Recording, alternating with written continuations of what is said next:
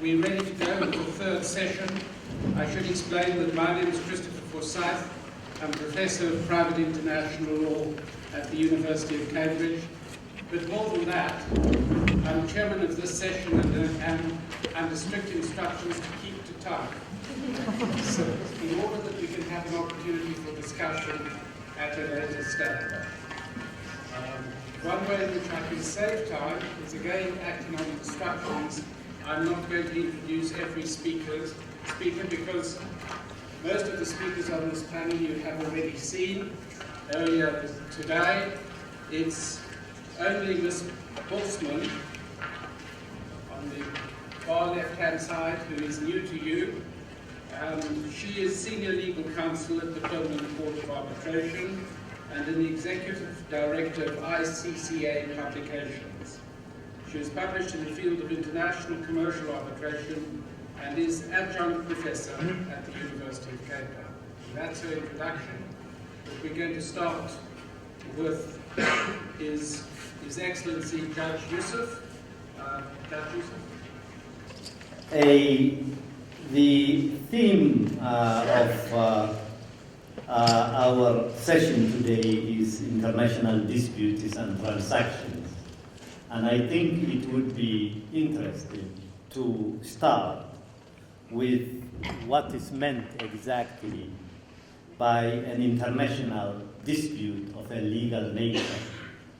You can, of course, have all kinds of disputes among states and between states and investors or between states and physical individuals.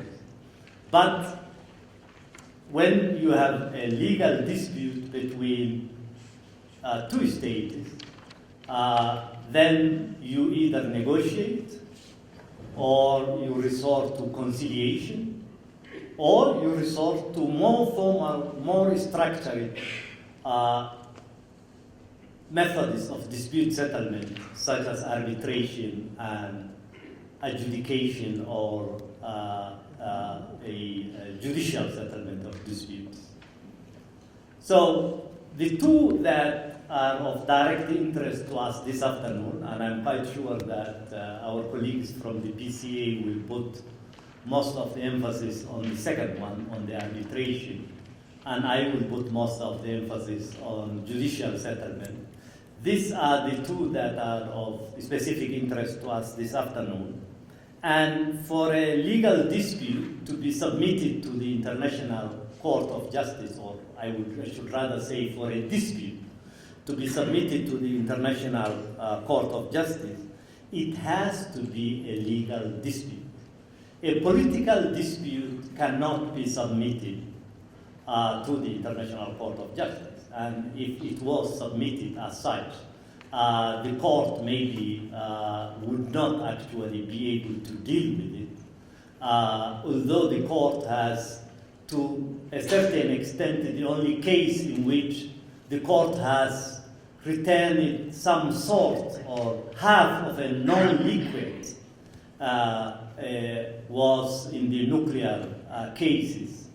But otherwise, the court does not normally say, well, we don't have a rule of law which applies to this dispute or which applies to this case, and therefore we can't do anything about it. You should go elsewhere. But I think the states concerned themselves would refrain from submitting a political dispute to the International Court of Justice. They would perhaps prefer to settle it through negotiations or through mediation. Because as I said earlier today, generally states are reluctant to entrust the settlement of their disputes to an independent third party. And especially if that independent third party is an independent third party in the appointment of which they have not had a direct hand. Because in the case of arbitration, you have two arbitrators or four arbitrators who are appointed by the parties to the dispute, and a presiding arbitrator who is selected or elected by them. But in the case of judicial settlement, the judges who actually decide on the case are judges who have nothing to do. Maybe sometimes there is a connection of nationality, and I will come back to that. But they are judges who have been elected on their own by the General Assembly and Security Council of the United Nations, who were not definitely elected because two governments in a dispute promoted their election and campaigned for them, but because of the qualifications which they possess. And they are therefore persons in whose selection or election the parties to the dispute have not had a direct hand. And they have also been elected prior, most of the time, prior to the emergence of the dispute that is submitted to them. Or even if the dispute existed before their election, the dispute that they will deal with is a dispute that has been submitted to the court while their term of office is still on. So they would prefer to definitely have recourse to softer, I would say, easier methods of more liable to their control, and that can be subjected to their control rather than a judicial settlement that is totally out of their control and whose outcome they cannot absolutely predict. So they would prefer, in case of political disputes, to resort to negotiations and mediation, but in the case of legal disputes, either to arbitration or to judicial settlement. And of course, if the two parties are a bit reluctant to go all the way to judicial settlement, which is the one that is most removed from them, the one that is furthest from their control, then of course they accept that the outcome of the case would not be in any way under their control or necessarily predictable to them. And that's why I say they would not do so unless they believe that it is a real legal dispute.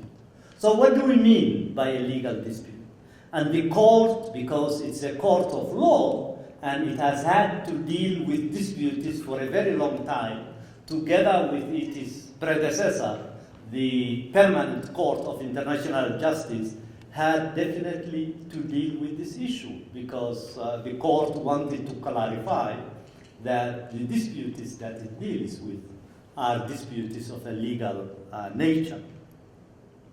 So the court said that an international dispute of a legal nature is a disagreement on a point of law or fact, a conflict of legal views or of interests between two states. We know, of course, that the UN Charter also provides that all members shall settle their international disputes by peaceful means in such a manner that international peace and security and justice are not endangered. But of course, judicial settlement is not the only method for the peaceful settlement of disputes. As I said earlier, there are a lot of other methods, and the two methods on which we will concentrate this afternoon are arbitration and judicial settlement. So what are the judicial institutions, apart from the International Court of Justice, which can deal with this type of legal disputes between states?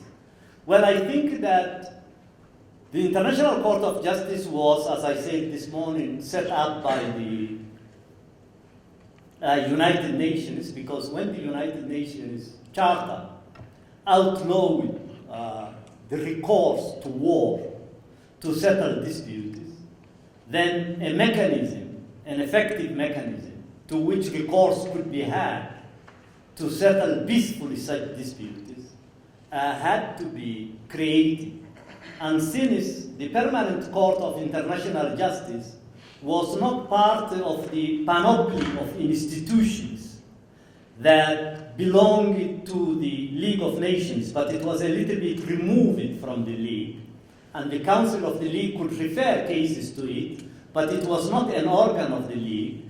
The founders of the United Nations decided that the successor to the Permanent Court of International Justice, the new International Court of Justice, would be an organ of the United Nations.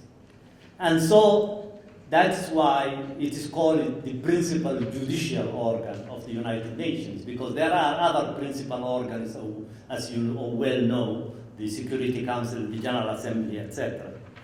So it is the main organ for the settlement of legal disputes at that level, at the universal level. But it does not mean that it is the only judicial organ for the settlement of legal disputes. Because, as you well know, there are in the African continent alone at least 6 judicial organs for the settlement of interstate disputes, or that were created actually, 6 institutions that were created for the settlement of legal disputes at the interstate level. And these 6 institutions are institutions that were created in the context of the economic and political integration of African states. So you would think that the African states that when in 1963 laid down the Charter of the Organization of African Unity had a protocol which clearly excluded from the system of dispute settlement in Africa the judicial settlement of disputes. You would think that those states would actually be adverse and would be hostile to the establishment of institutions for the judicial settlement of disputes. But Africa today, despite that initial reluctance to entrust legal disputes to judicial institutions, actually Africa today has the largest number of judicial institutions that are tasked with the peaceful settlement of legal disputes at the interstate level. And I will give you some examples. You know about the Ecowas Court of Justice. I don't want to start with the one here. It will be the last one that I will mention, because it's quite historic, as you all know. So the Economic Commission for West African States has a Court of Justice. The Court of Justice of the Economic Commission for the West African States has dealt, I think, with a couple of interstate disputes, but most of the cases that have been brought before it, and I will come back to that in a minute, I will come back to the reasons, at least the reasons which I believe have led to that situation, are cases which relate to human rights. Then you have the East African Court of Justice, which is in Arusha, Tanzania, and was established by the East African Community for the economic integration of those countries, and there are 5 now. And that was also established for a similar purpose.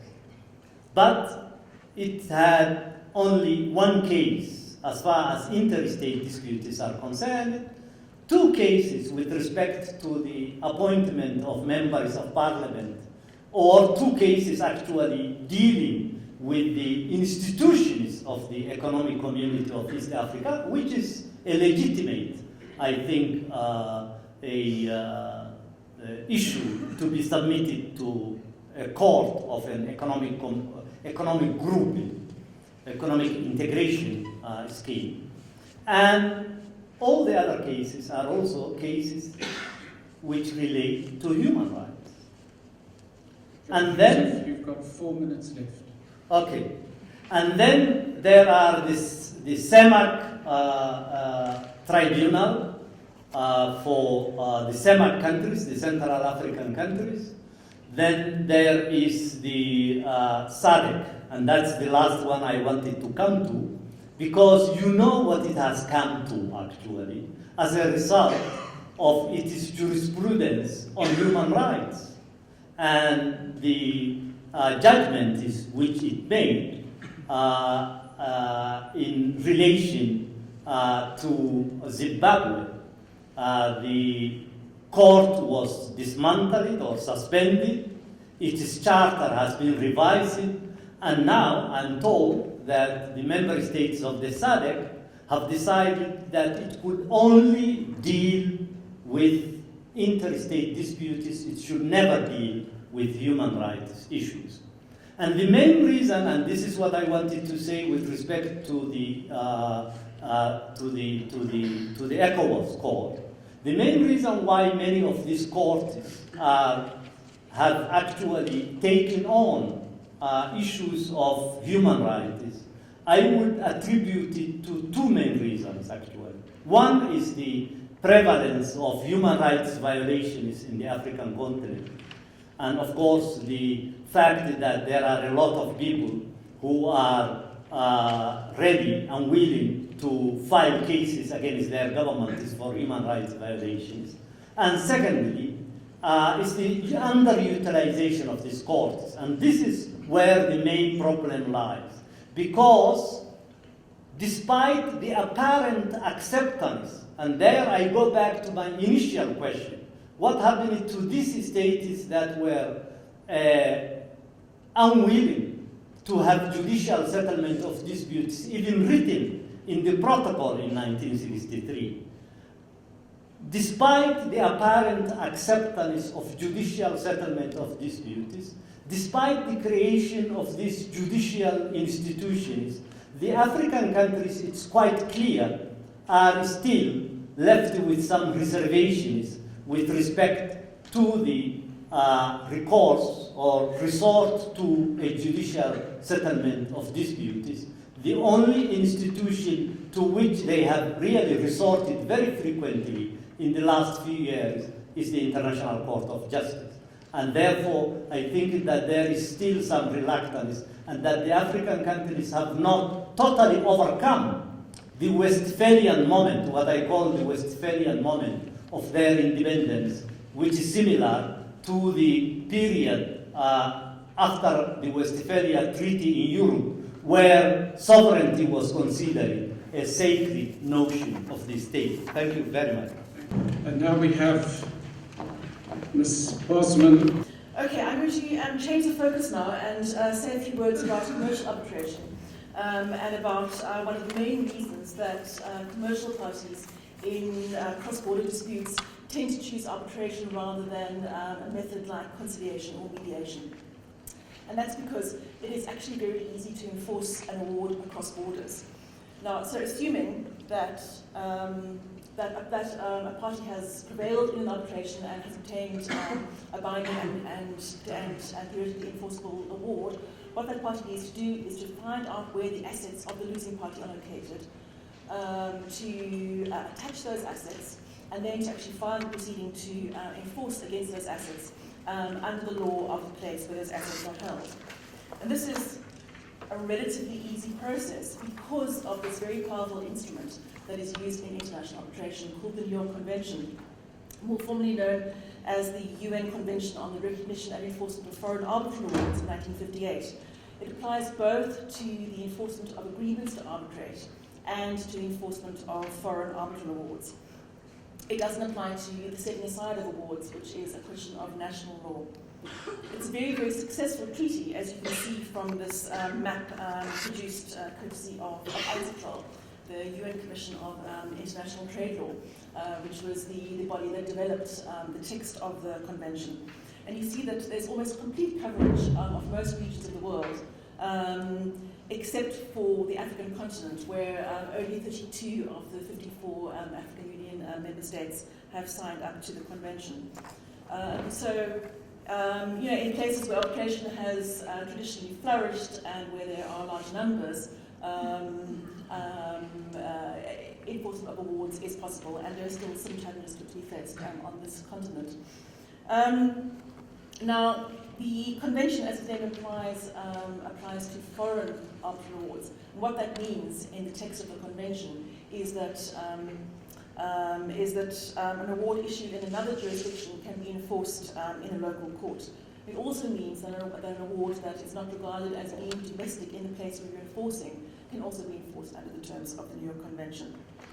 It is possible for states to make one of two reservations, either the reciprocity reservation or the commercial reservation. The reciprocity reservation is no longer really relevant, given that the New York Convention has been signed now by 115 member states.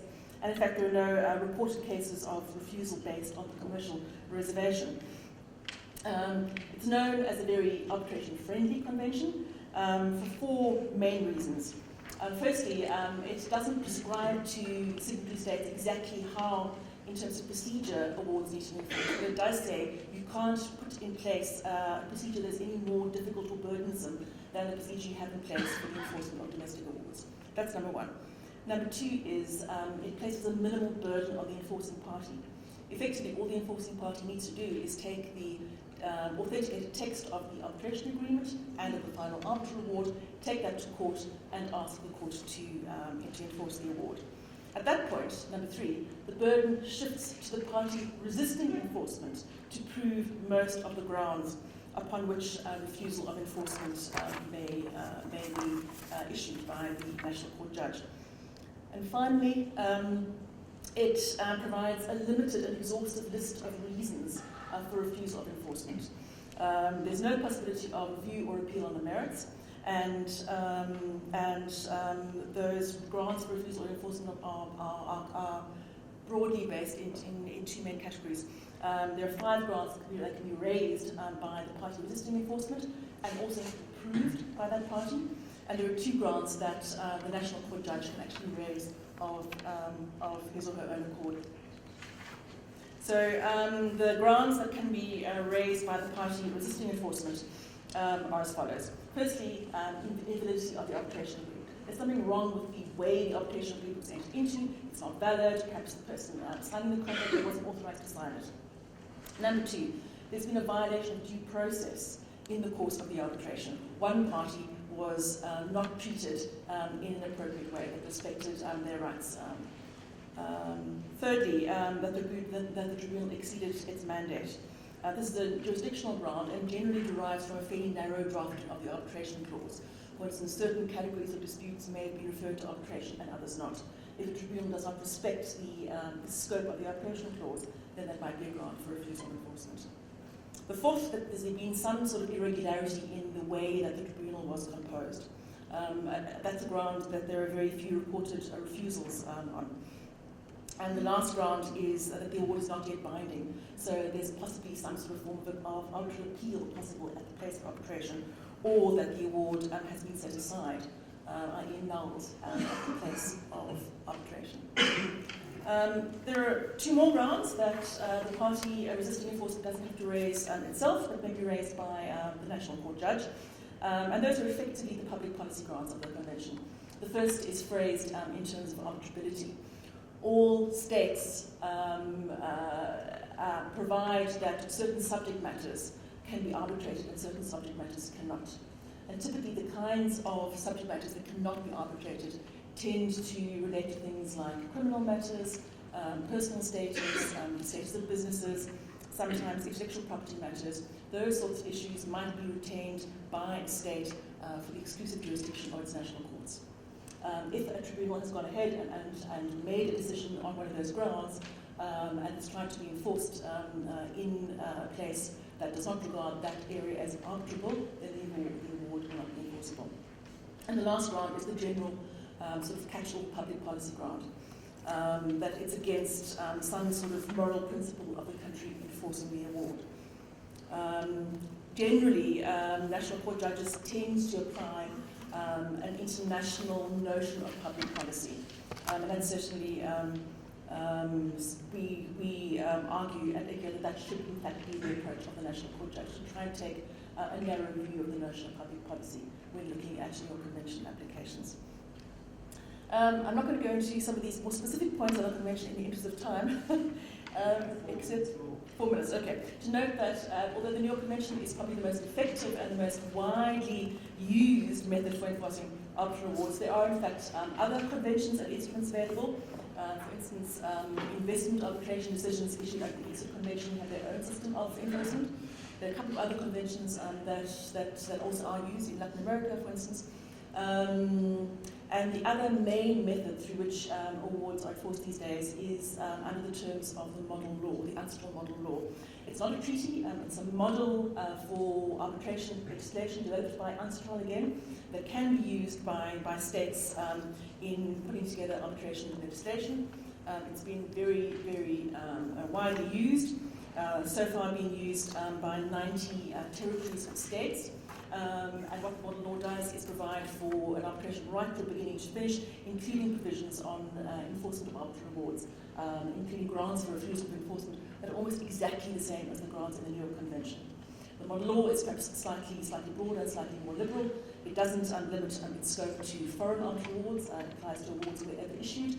And it's also significantly liberalised the provisions on the requirements for valid arbitration agreements. Again, you see that the model law has not been applied in much of Africa. Only 10 African states have applied the model law. Unfortunately, South Africa is not one of those. We understand that the South African Law Reform Commission is in fact considering reforms that will be based on the model law, and it's certainly something that's important to South Africa, because one of the most important aspects that commercial parties look into when deciding where to place the arbitration is whether in fact there actually is a legislative framework in place that is regarded as being internationally compliant and modern. Okay. Right. The New York Convention is generally well applied by national court judges. ICA, the International Council for Commercial Arbitration, publishes reports from national courts on the application of the convention. We published around 1,900 so far, and see that around 90% of arbitral awards are in fact enforced voluntarily, and of 10% that is not enforced voluntarily, only about 10% in fact are refused enforcement in the end. But because there are still some challenges remaining, some states haven't yet acceded to the convention, particularly in Africa, as you see, and because national court judges are not always completely consistent in the way they interpret the terms of the convention, we have developed a system of what we call roadshows, New York Convention roadshows, that essentially create traditional dialogues in places where the track record of the judiciary is not entirely reliable, or where relatively few New York Convention applications have been heard. So we go to places like Myanmar last year, China, Mauritius, where we gave an extensive series of workshops to about 45 senior court judges from 10 African jurisdictions. And what we find in these roadshows is that in jurisdictions really as diverse as China and Myanmar and Mauritius and Bahrain, that national court judges are generally extremely interested in learning about best practices on the enforcement of the convention. So in this way, even though the New York Convention is already an extremely effective method for enforcing arbitral awards, in this way we are attempting to sort of fill some of the remaining gaps in the enforcement system. Thank you. Ladies and gentlemen, the second time that you will have to listen to me. I'm going to continue for a moment the story of international arbitration, international commercial arbitration. My topic was given to me,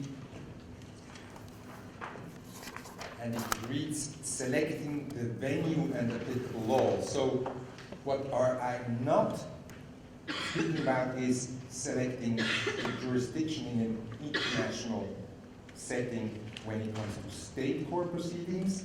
Of course, this is possible too. We have heard this morning about the Hague Choice of Court Convention. You can choose a court, but that has not been accepted by many jurisdictions, especially no recognition and enforcement mechanism has been put into place on an international level, such as the New York Convention. That's the clear advantage of international arbitration because this recognition and enforcement mechanism is in place. So I'm not going to speak about international court proceedings, although they exist, but it is said that about 90% of all cross-border contracts with regard to dispute settlement are submitted to arbitration, although I don't think there are statistics that are precise enough to confirm that estimate. Now, we have seen there are many countries involved in international arbitration. The parties normally come from different countries. They select a place of arbitration or an arbitration location which may be in a third country because they don't want to have the other party profit from the advantage of being at home. Assets may be in fourth countries. That is important because of possible recognition and enforcement proceeding that should take place if party C or D, the losing party, does not comply with the award.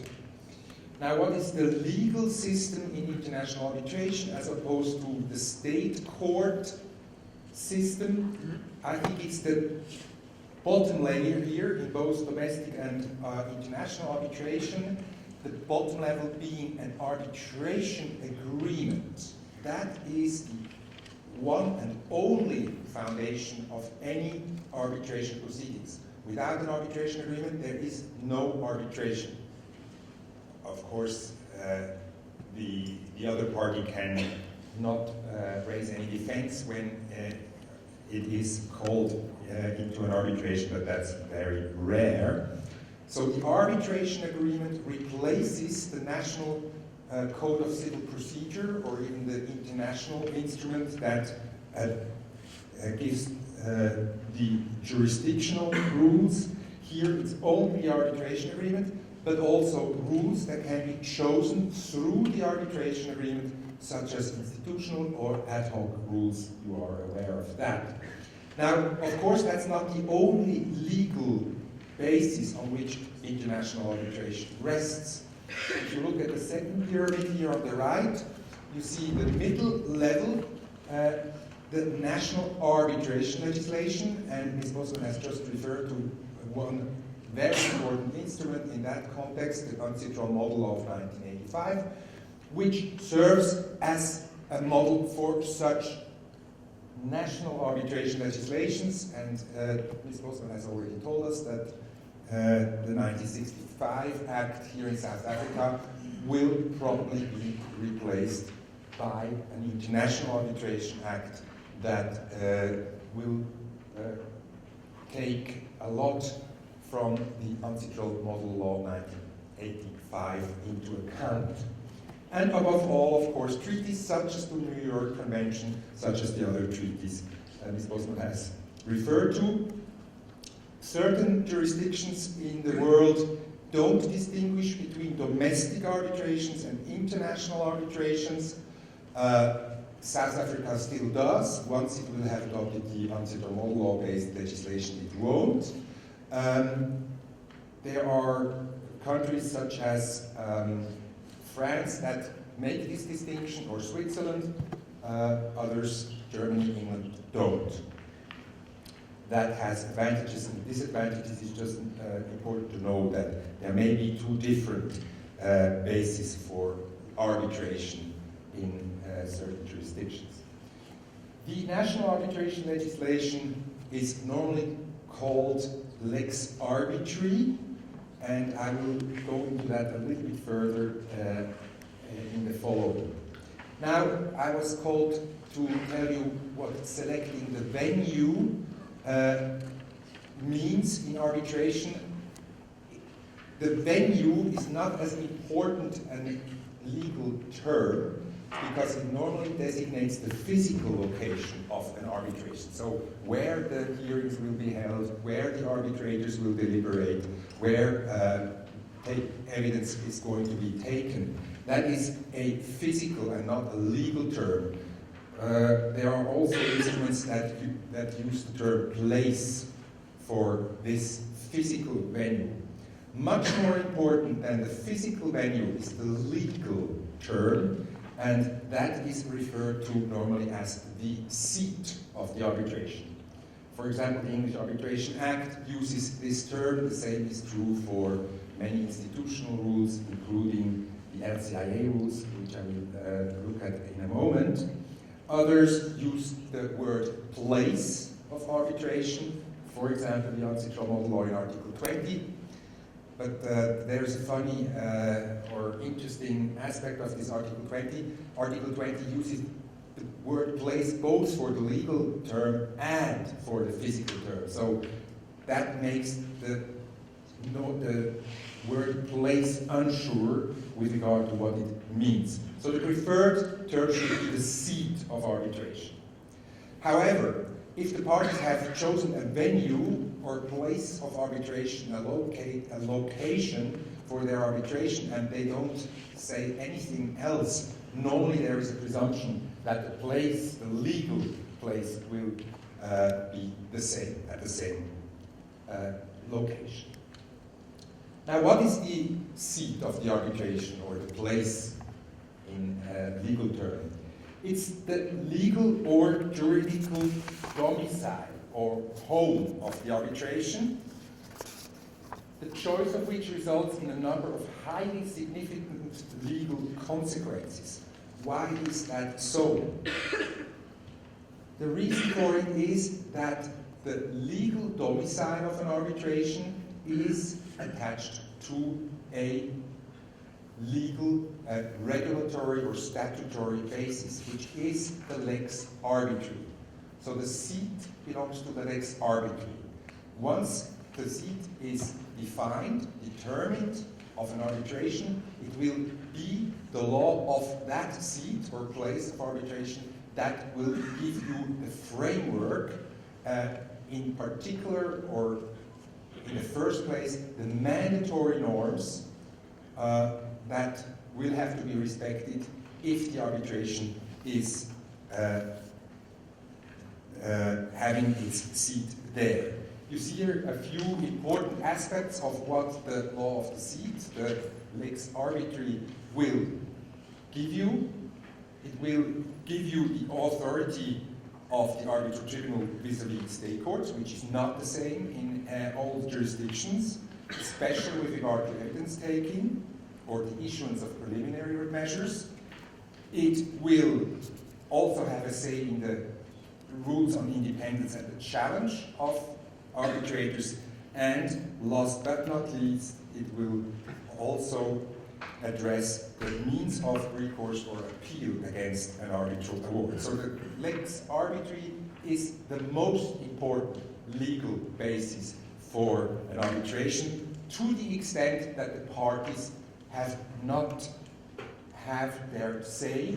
So where there is non-mandatory choices for the parties to make, they are free to do so. The lex arbitri will only jump in where there are mandatory norms to be respected. These can be of a procedural and will mostly be of a procedural nature regarding the right to be heard, the right to invoke a court, or to appeal.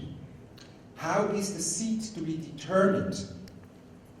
We spoke this morning about the Hague principles that excluded the seat from being an indication for a choice of law. Nevertheless, the agreement on the seat of an arbitration is a very important element of every arbitration agreement. And if no indication of the seat of in an arbitration agreement can be found, it's a bad arbitration agreement. The seat can be determined by an express agreement. The arbitration shall have its seat in London, Paris, Johannesburg, or whatever place you want to choose. Or it can be implied, mostly by choosing an institutional arbitration. The choice of venue is not a very good implied agreement, but we have the presumption that I just spoke about. that it's going to be the same if you don't have a distinction made between those two. But the better method is to explicitly choose the seat, or at least to refer to an institutional or ad hoc set of rules. So the rules of an institution such as the ICC, the LCIA, the South African Foundation, they will have their default rules on how the seat will be determined absent an explicit choice by the parties. And that depends on the rules chosen. In some rules, such as the LCIA rules, London will be the seat of arbitration if nothing else has been said by the parties. In other rules, it will be the arbitral tribunal to determine the seat, and in even another group of rules, you will find that the institution itself will determine the seat. If that cannot be done, because the parties have not chosen an institution, there are no default rules, then it will be the courts, upon the courts to decide where the seat is. But imagine that this can be difficult because we don't know which courts. You cannot just invoke any court. The court must have jurisdiction to determine the seat. And which courts do have jurisdiction, if you don't have an indication by the parties, that is a difficult story. There even have been decisions by courts that found that absent an indication to the seat of arbitration, there can be no arbitration. So the parties ended up in a court, but only after about 3 years. No lex arbitri. If you determine the seat as the parties to an arbitration, you should know what the legislation at the place or seat of arbitration will say. This is from an inquiry, a survey made by the Global Arbitration Review, which is something that is an online publication with a lot of inquiries and surveys that are very helpful. So you should know a little bit about the country where your seat is chosen, what the lex arbitri says, for example, what types of relief it offers. Here there's part of the answer given by an expert from South Africa with regard to the South African Arbitration Act. What are the key issues in choosing the seat? It certainly will be the extent and duration of state court interference and the extent and duration of appeals or challenges to the award, at least for the party that would like to win the arbitration. This will be an important issue. That, on the other hand, depends on various factors, such as, is there only one court to which you can appeal or challenge the award, such as in Switzerland or Austria, or are there a multiple number of courts, instances that they have to run through or can run through, and a lot of parties will want to delay an award which is not in their favor. So that is something that you wish to look at before you choose your seat. Also, the grounds for challenging awards are different. Since the advent of the Untitled Model Law, this is a little bit less problematic because there is a convergence on the grounds. You have 4 minutes more, Professor Gibbs. Thank you very much. And of course, in certain jurisdictions, you can waive any appeal or challenge. So that will influence your decision as well. And you can see how long it can take depending on whether you are in a multi-tier jurisdiction or a single-tier jurisdiction. Several years for appeals challenges in multi-tier jurisdictions as opposed to less than 5 or 15 months in single-tier jurisdictions. Chances of success are about the same. I will skip this picture because everyone of you knows the difference between institutional and ad hoc arbitration. There are many institutions. They are mushrooming around the world. Almost every country now is in the process of establishing its own institution because it's a business. I have listed in South Africa the Arbitration Foundation of South Africa, and the ASA, that means the Association of Arbitrators, which is not an institution, but has also a function and an own set of rules. In Europe, a few institutions are listed here, especially the most important, the ICC. What influences the choice of a particular institution you can see here? It is, in the first place, neutrality and reputation, among others. It's also the previous experience or the cost of service, which nowadays is looked at very carefully by parties. Preferred arbitration institutions worldwide, you see ICC and LCIA, that was an inquiry of a few years ago, are the most prominent institutions worldwide, or have been. And you see how many international commercial arbitration cases have been taken on by the ICC in the last year as opposed to 7 years ago. Now, I won't show you the other pictures, but it's interesting to see that the places of arbitration, they don't have to be where the institution is domiciled. So you can choose a place of arbitration despite the institution being in another, having its corporate office in another place, such as in the ICC, which has its seat in Paris. Only 20% of the arbitrations had their legal seat in France. Close to the same number, they were in Switzerland, although it's a small country, it has a long tradition, and you see other places of arbitrations there. I will jump a few pictures and only point to one other important factor, which is part of the choice of the parties. Not only can you choose the seat, but of course you can choose the applicable law.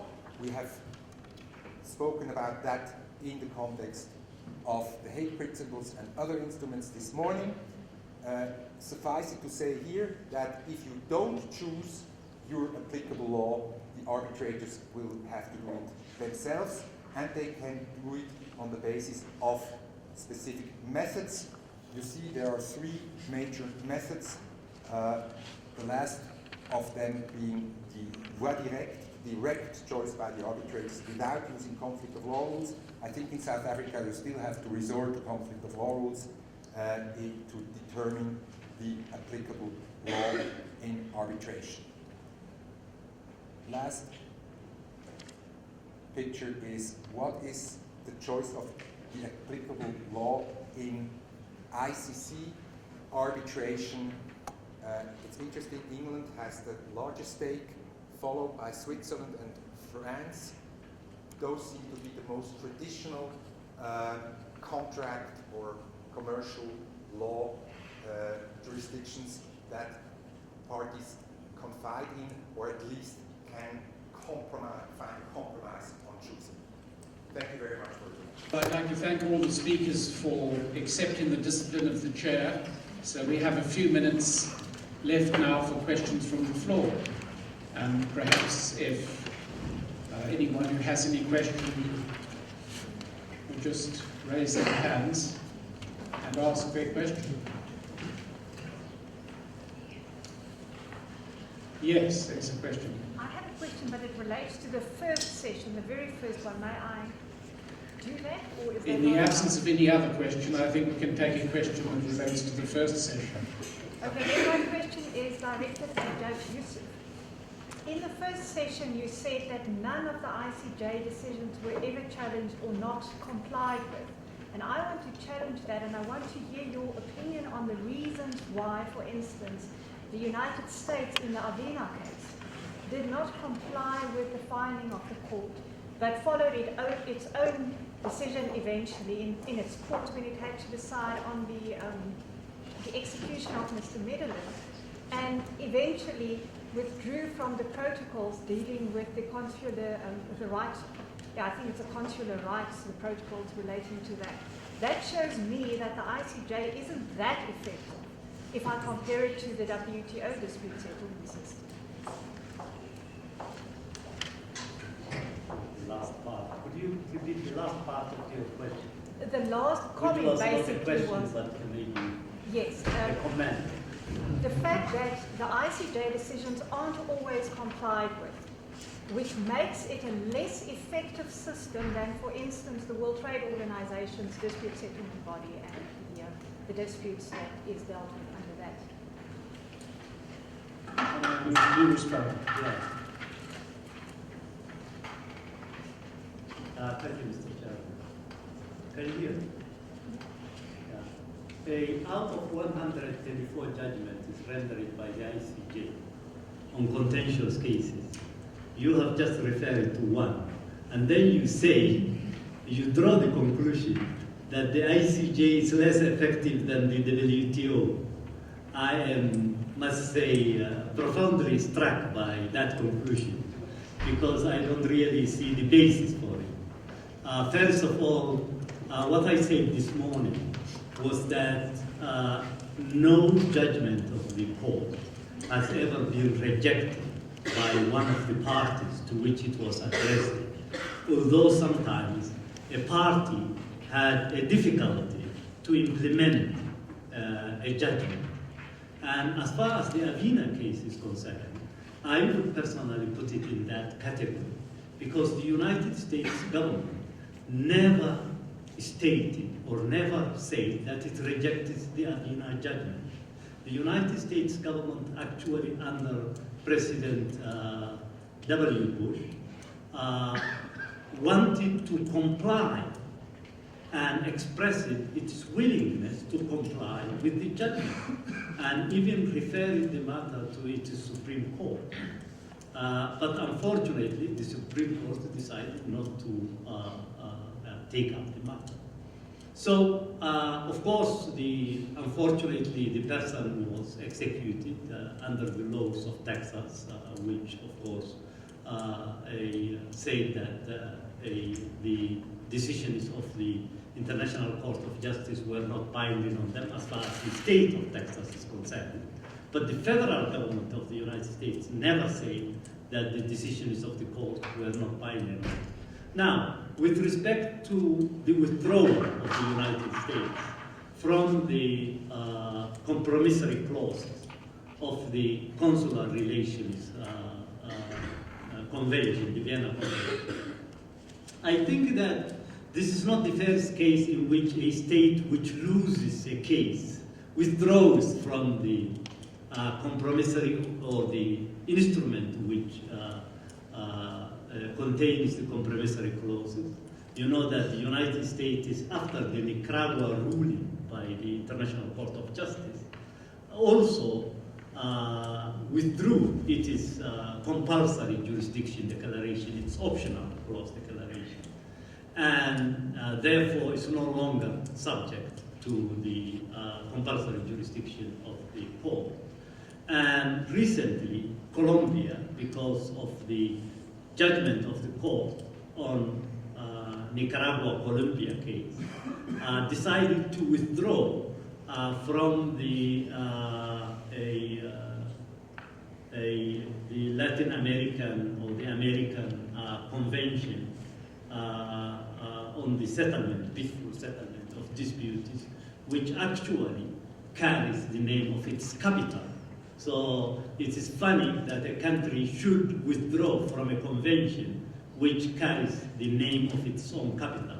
But I would attribute that to a quality of a perhaps bad loser. And you know that you always have bad losers in this kind of situations.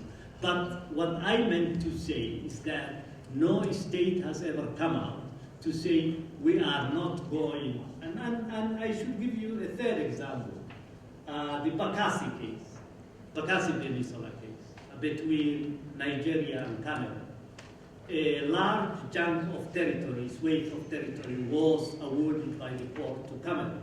And it's a territory which actually contains a lot of natural resources, and especially a territory which produces oil.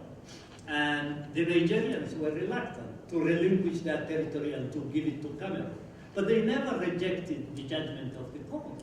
They had some difficulties, political difficulties and all this kind of thing, and they of course expressed those difficulties. But in the final analysis, they complied with the judgment of the court. And now the same thing is going on with Colombia, which I have just mentioned. So it's not that they come out and reject the binding nature of the judgment, but of course difficulties always arise, one way or the other. Thank you. There's a question up at the back there. I have a question for Ms. Bosman related to the New York. Speak up, please. I think the microphone is coming. I have a question for Ms. Bosman related to the New York Convention. And it might be misplaced because it comes from our own perspective, but I wondered about the extent to which the provisions of the convention have been adopted by signatory states into their national legislation. In South Africa, at least, my understanding is that as a private party, you can only rely on the provisions of the New York Convention indirectly to the extent that they've been incorporated into our national legislation in the Promotion, Recognition, and Enforcement of Foreign Arbitration Awards Act.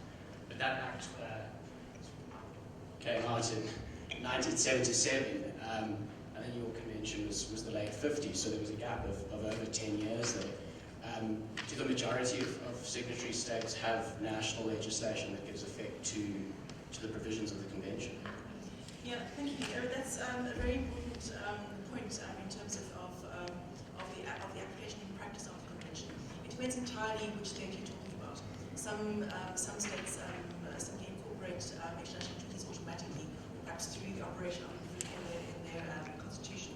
Other states require implementing legislation, and South Africa is one of those states, which then confronts the National Court judge with the question: do you then look primarily at the implementing statute and interpret that statute in terms of the interpretation norms that are prevalent in that jurisdiction, or do you look to the international instrument and interpret it in terms of international as a treaty?